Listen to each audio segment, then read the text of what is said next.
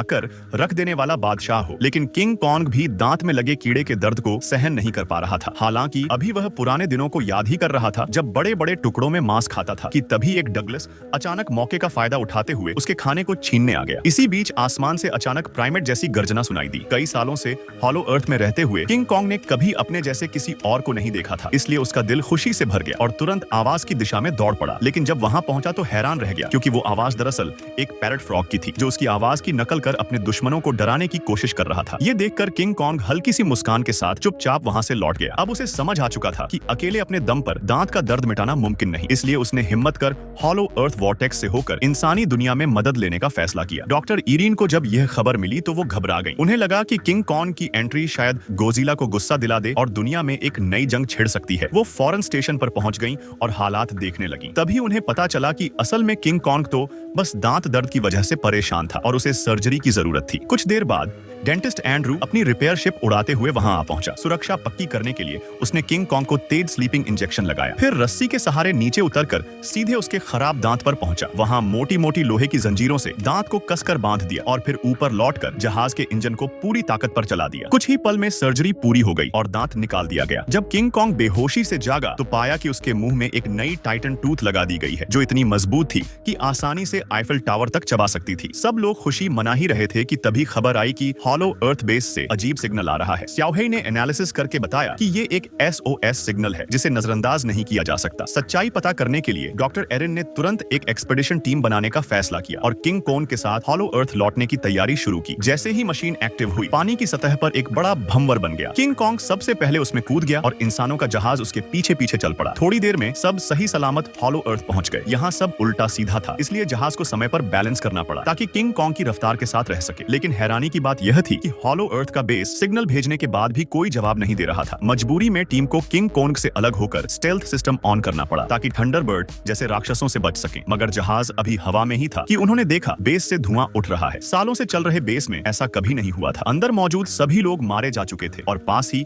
एक पहाड़ पर बना विशाल हाथ का निशान देखकर डॉक्टर इरीन को बहुत बुरा एहसास हुआ। उधर किंग कॉन्ग जब अपने घोंसले में पहुंचा तो उसने एक अजनबी गंध महसूस की। पहाड़ियों से जोरदार गर्जना आ रही थी। उसने बिना समय गंवाए अपनी बैटल एक्स उठाई और आवाज की ओर कूद पड़ा। हथियार की रोशनी में उसने देखा कि यह जगह उसके लिए नई थी और यहाँ किसी और कॉन्ग जैसी प्रजाति का अक्स मौजूद था। अभी वो सोच ही रहा था कि गर्जना फिर गूंजी। किंग कॉन्ग तुरंत वाटरफॉल के पीछे से निकलकर अननोन एरिया में आ गया। यह इलाका हमेशा धुंध से ढका रहता था। धुंध के बीच से एक विशाल जीव की परछाई धीरे धीरे पास आ रही थी, जिसकी ऊर्जा से खुद किंग कॉन्ग को भी दबाव महसूस हुआ। लेकिन जब धुंध साफ हुई तो सामने एक छोटा येलो हेयर्ड एपे निकला। पहली बार किसी हमशक्ल को देखकर किंग कॉन्ग बेहद खुश हुआ। उसने हथियार नीचे रखकर दोस्ती का इशारा किया, मगर अचानक वो येलो एपे गुस्से में दांत गड़ा बैठा। किंग कॉन्ग समझ ही नहीं पाया और पीछे मुड़ा तो एक और बाल्ड एपे सामने खड़ा था जो साफ दुश्मनी दिखा रहा था। दोनों ने मिलकर किंग कॉन्ग पर हमला कर दिया। उन्होंने लकड़ी के डंडे उठाकर उस पर वार करना शुरू कर दिया। लेकिन स्कल आइलैंड का बादशाह इतनी आसानी से हार मानने वाला नहीं था। कुछ ही देर में उसने हालात पलट दिए। लेकिन येलो एप चालाक निकला। उसने पीछे से छुपकर हमला करने की कोशिश की। किंग कॉन्ग को उसका ये तरीका बिल्कुल पसंद नहीं आया। लड़ाई में एक एप लगभग खाई से गिर गया तो किंग कॉन्ग ने रहम दिखाकर उसे खींच लिया। लेकिन उसने एहसान मानने के बजाय छुरा उठाकर किंग कॉन्ग को मारने की कोशिश की। अब किंग कॉन्ग पूरी तरह गुस्से में आ गया। उसने बेझिझक उसे खाई में लात मारकर गिरा दिया। बॉल्ड एप ने देखा कि वो अकेला किंग कॉन्ग का मुकाबला नहीं कर सकता तो वो येलो एप को छोड़कर भाग निकला। किंग कॉन्ग ने येलो एप को पकड़ लिया और उसे इशारा किया कि अब वो उसे उनके घोंसले तक ले जाएगा। लेकिन येलो एप अंदर से चालाक था। वो दिखावे में साथ चलने लगा। असल में वो किंग कॉन्ग को सी ड्रैगन के हवाले करके मरवाना चाहता था। सिर्फ किंग कॉन्ग ताजा मछली का साशिमी खाकर ताकत जुटा रहा था। वहीं दूसरी तरफ चियाओ हुआंग माओ भूख से बेचैन हो रहा। किंग कॉन्ग ने ये देखा तो तुरंत मछली फाड़कर उसकी तरफ बढ़ा दी। पर शाओ हुआंग माओ इतना सतर्क था कि उसने खाना लेने से ही इनकार कर दिया। बेबस होकर किंग कॉन्ग ने मछली जमीन पर फेंक दी। तभी शाओ हुआंग माओ जल्दी से उसे उठाकर खाने लगा। इस वाकये के बाद उसे लगा कि किंग कॉन्ग शायद उतना डरावना नहीं जितना वो सोच रहा था। उसने अपना डर छोड़ दिया और किंग कॉन्ग के करीब जाकर दोस्ती जताने लगा। खाना खाकर दोनों आगे बढ़े। रास्ते में उन्होंने एक ऐसा पुल पार किया जो किसी विशालकाय जानवर की हड्डियों से बना था। हालांकि किंग कॉन्ग की ऊंचाई 100 मीटर से भी ज्यादा थी, लेकिन उस हड्डी के ढांचे पर वो भी छोटा लग रहा था।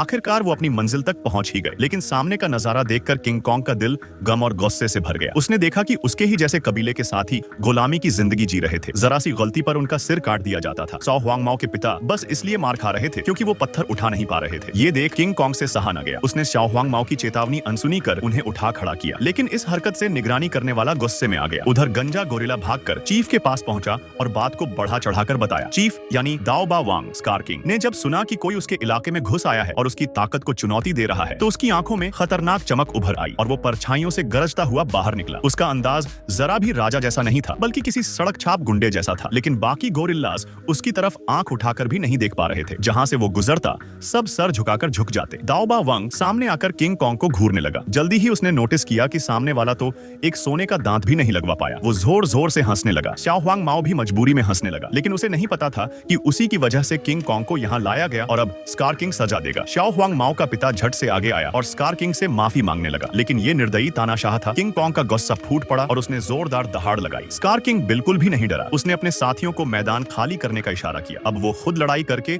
अपनी हुकूमत बचाना चाहता था। सारे गोरिल्लों ने युद्ध के नगाड़े बजाने शुरू कर दिए और दो राजाओं की लड़ाई शुरू हो गई। स्कार किंग ने दूर से ही अपनी हड्डी वाली कोड़े से हमला किया। किंग कॉन्ग पास भी नहीं आ पाया और उसके हाथ में कट लग गया। स्कार किंग ने फुर्ती से वार टाल दिया और उल्टे अपने बोन व्हिप हड्डी के कोड़े से किंग कॉन्ग को रोक दिया। फिर उसने अपनी क्रिस्टल डैगर निकाली और छाया से एक भयानक दैत्य को बुला लिया। वो राक्षस स्कार किंग के काबू में था और उसने किंग कॉन्ग पर ठंडी सांस का हमला कर दिया। किंग कॉन्ग जान तो बचा गया, लेकिन उसका दायां हाथ बुरी तरह जम गया और वो लड़ने की ताकत खो बैठा। इस संकट की घड़ी में शाओ हुआंग माओ ने उसे जल्दी भागने को कहा। किंग कॉन्ग किसी तरह जानलेवा वार से बच निकला। स्कार किंग ने तुरंत अपने आदमियों को पीछा करने भेजा। खुद किंग कॉन्ग की सुपर एक्स उठाकर जीत का मजा लेने लगा, लेकिन शाओ हुआंग माओ अपने दोस्त को मरता नहीं देख सकता था। उसने पहले से लगाए जाल का स्विच दबाया और पीछा कर रहे दुश्मनों को खत्म कर दिया। इस तरह उसने किंग कॉन्ग की जान बचा ली। दोनों किसी तरह डॉक्टर ईलेन तक पहुंच गए इलाज के लिए, लेकिन बार्ड गोरिल्ला ने सब कुछ अपनी आंखों से देखा और तुरंत स्कार किंग को खबर दे दी। ये सुनकर स्कार किंग ने गुस्से में दहाड़ लगाई और हमला करने की तैयारी शुरू कर दी। भारी चोटों से लहूलुहान किंग कॉन्ग किसी तरह दुश्मनों के घेरे से निकल भागा और इंसानों से मदद की उम्मीद करने लगा, लेकिन इंसानों की मेडिकल टेक्निक काफी सख्त और अनोखी थी। उन्होंने सीधे आर्मी वेयर हाउस से एक पहले से तैयार किया हुआ मैकेनिकल आर्म निकाला और किंग कॉन्ग पर फिट कर दिया। यह स्पेशल इन्फिनिटी गन मेट सिर्फ उसी के लिए बनाया गया था। ये न सिर्फ उसकी ताकत कई गुना बढ़ाता था, बल्कि इसमें बिजली जैसी ऊर्जा भी थी। इसे सच में अजेय बना रही थी। साथ ही फ्रॉस्ट बाइट को ठीक करने वाली दवा उसके शरीर में डाली गई और गॉन्टलेट